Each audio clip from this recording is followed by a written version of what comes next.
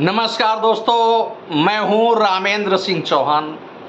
अभी तक राजनीतिक दल ही केवल केंद्रीय जांच एजेंसियों के कर्तव्य निष्ठा, ईमानदारी व निष्पक्षता, सत्यनिष्ठा पर सवाल उठाती थी, लेकिन अब देश की सर्वोच्च अदालत यानी सुप्रीम कोर्ट यानी उच्चतम न्यायालय ने भी केंद्रीय जांच एजेंसियों के सत्यनिष्ठा, कर्तव्यनिष्ठा, ईमानदारी और निष्पक्षता पर एक बड़ा सवाल उठा दिया है। जी हाँ, उच्चतम न्यायालय यानी सुप्रीम कोर्ट ने प्रवर्तन निदेशालय की कार्य संस्कृति, उसकी सत्यनिष्ठा, उसकी कर्तव्यनिष्ठा, उसकी ईमानदारी, उसकी निष्पक्षता पर एक बड़ा सवाल खड़ा कर दिया है।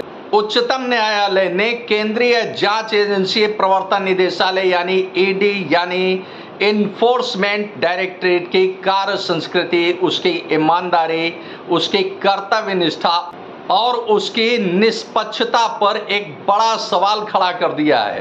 प्रवर्तन निदेशालय ने पिछले 10 वर्षों में कुल 5000 केसों की छानबीन की, जांच पड़ताल की और इनके मुकदमे कायम किए, लेकिन इन 5000 मामलों में यानी 10 वर्षों के अवधि में, 10 वर्षों के समय में, इन 10 वर्षों की अवधि में प्रवर्तन निदेशालय ने 5000 से अधिक मुकदमे कायम किए। इसमें धन शोधन के मामले खास तौर से रहे, लेकिन जब सजा का मामला आया, सजा का वक्त आया, तो इनमें यानी 5000 केसों में केवल 40 केसों में सजा दिला पाया प्रवर्तन निदेशालय यानी ईडी। तो इस तरह से साफ तौर पर देखा जा सकता है कि प्रवर्तन निदेशालय यानी ईडी यानी इन्फोर्समेंट डायरेक्टरेट की कार्य संस्कृति, उसका कामकाज, उसकी ईमानदारी, उसकी कर्तव्यनिष्ठा, उसकी सत्यनिष्ठा और उसकी कर्तव्यनिष्ठा कैसी है, इस पर एक बड़ा सवालिया निशान खड़ा हो गया, क्योंकि 10 वर्षों में प्रवर्तन निदेशालय ने 5000 से अधिक केस फाइल किए, उनकी जांच पड़ताल की, उनकी एफआईआर हुई, उनके मुकदमे चले, लेकिन जब सजा का समय आया तो प्रवर्तन निदेशालय केवल 40 मामलों में ही अभियुक्तों को यानी जिनकी जांच पड़ताल की गई थी, उन 40 मामलों में ही सजा दिला पाई। इसको लेकर उच्चतम न्यायालय ने एक बड़ा कड़ा रुख अख्तियार किया और हिदायत दी और निर्देश दिए कि कामकाज कैसा है प्रवर्तन निदेशालय का, उसकी कार्य संस्कृति कैसी है, उसकी ईमानदारी कैसी है, उसकी सत्यनिष्ठा कैसी है और उसकी निष्पक्षता कैसी है, जिससे 5000 केस तो फाइल हुए लेकिन सजा हुई केवल 40 मामलों में। तो इस तरह से प्रवर्तन निदेशालय कटघरे में खड़ा हो गया। अब वैसे देखें तो केंद्रीय जांच एजेंसी भारत सरकार के अधीन काम करती हैं। केंद्रीय जांच एजेंसियां भारत सरकार के नियंत्रण में काम करती हैं, तो ऐसे में सीधे सीधे यह भी कहा जा सकता है कि भारत सरकार को कटघरे में खड़ा कर दिया है उच्चतम न्यायालय ने प्रवर्तन निदेशालय की कार्य संस्कृति को लेकर। अब देखें तो देश में पिछले 10 वर्षों में भारतीय जनता पार्टी की सरकार है और देश के प्रधानमंत्री हैं नरेंद्र मोदी। नरेंद्र मोदी देश के प्रधानमंत्री पहली बार 2014 में बने थे और 2014 में भारतीय जनता पार्टी की सरकार बनी। इसके बाद नरेंद्र मोदी प्रधानमंत्री बने। इसके बाद 2019 में एक बार फिर भारतीय जनता पार्टी की केंद्र में सरकार बनी और देश के प्रधानमंत्री दूसरी बार नरेंद्र मोदी फिर बने।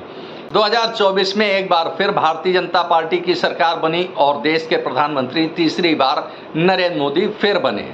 तो इस तरह से कहा जा सकता है, समझा जा सकता है, देखा जा सकता है कि देश में 10 वर्षों की अवधि में भारतीय जनता पार्टी की सरकार रही और इसी सरकार यानी भारतीय जनता पार्टी की सरकार के अधीन, या यूं कहें कि देश के प्रधानमंत्री नरेंद्र मोदी के अधीन केंद्रीय जांच एजेंसियां काम करती रहीं। अब वैसे देखा जाए तो केंद्रीय जांच एजेंसियों के निशाने पर पिछले 10 वर्षों में भारत का विपक्ष ही रहा, चाहे क्षेत्रीय राजनीतिक दल हो या राष्ट्रीय राजनीतिक दल हो, वही खास तौर से केंद्रीय जांच एजेंसियों के निशाने पर रहे। अब इसमें देख सकते हैं, समझ सकते हैं और महसूस कर सकते हैं कि दिल्ली में आम आदमी पार्टी की सरकार है और आम आदमी पार्टी के राष्ट्रीय संयोजक मुखिया हैं अरविंद केजरीवाल, और अरविंद केजरीवाल प्रवर्तन निदेशालय की जांच पड़ताल में ही जेल में हैं, यानी जेल की सलाखों के पीछे हैं दिल्ली के मुख्यमंत्री अरविंद केजरीवाल। झारखंड का मामला देखें तो झारखंड मुक्ति मोर्चा के अध्यक्ष और झारखंड के मुख्यमंत्री हेमंत सोरेन को भी प्रवर्तन निदेशालय के कारण ही जेल जाना पड़ा। फिलहाल हेमंत सोरेन जेल से बाहर हैं और एक बार फिर झारखंड के मुख्यमंत्री हैं हेमंत सोरेन।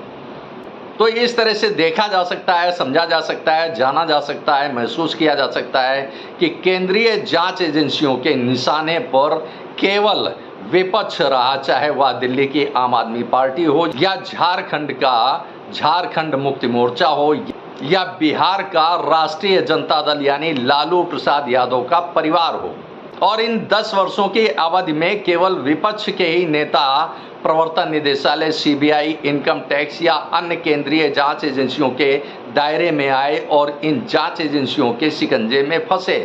तो अब इसी के साथ एक बड़ा सवाल उठता है कि क्या सत्ता पक्ष में सभी दूध के धुले हुए हैं, ईमानदार हैं और उन पर प्रवर्तन निदेशालय हो या कोई अन्य केंद्रीय जांच एजेंसियों का शिकंजा आखिर क्यों नहीं कसा गया, यह एक बड़ा सवाल उठता है। क्योंकि अभी तक पिछले 10 वर्षों में किसी भी केंद्रीय जांच एजेंसी ने सत्ताधारी दल के किसी राजनेता पर आर्थिक मामले को लेकर या भ्रष्टाचार को लेकर कोई शिकंजा नहीं कसा। अब जिस तरह से उच्चतम न्यायालय ने प्रवर्तन निदेशालय की कार्य संस्कृति, उसकी कर्तव्य निष्ठा, उसकी ईमानदारी, उसकी सत्यनिष्ठा, उसकी निष्पक्षता पर जो सवाल उठाया है, कामकाज पर जो सवाल उठाया है, वह लाजमी है। क्योंकि प्रवर्तन निदेशालय ने 10 वर्षों में 5000 मामले फाइल तो किए, लेकिन सजा केवल 40 मामलों में दिला पाई। इससे प्रवर्तन निदेशालय की निष्पक्षता पर एक बड़ा सवाल खड़ा होता है। आपने इस वीडियो को देखा, आपको यह वीडियो कैसा लगा कमेंट बॉक्स में हमें अवश्य बताएं। वीडियो को शेयर करें। यदि आप हमारे चैनल पर नए हैं तो हमारे चैनल को सब्सक्राइब करें, जिससे हमारे आने वाले वीडियो, आने वाले नोटिफिकेशन आपको मिल सकें। दोस्तों, वीडियो को लाइक करना ना भूलें। आप लाइक करते हैं तो हमारा प्रोत्साहन होता है, हमारा मोटिवेशन होता है। आपने वीडियो को देखा, आपका बहुत बहुत धन्यवाद। Thank you. जय हिंद, जय भारत।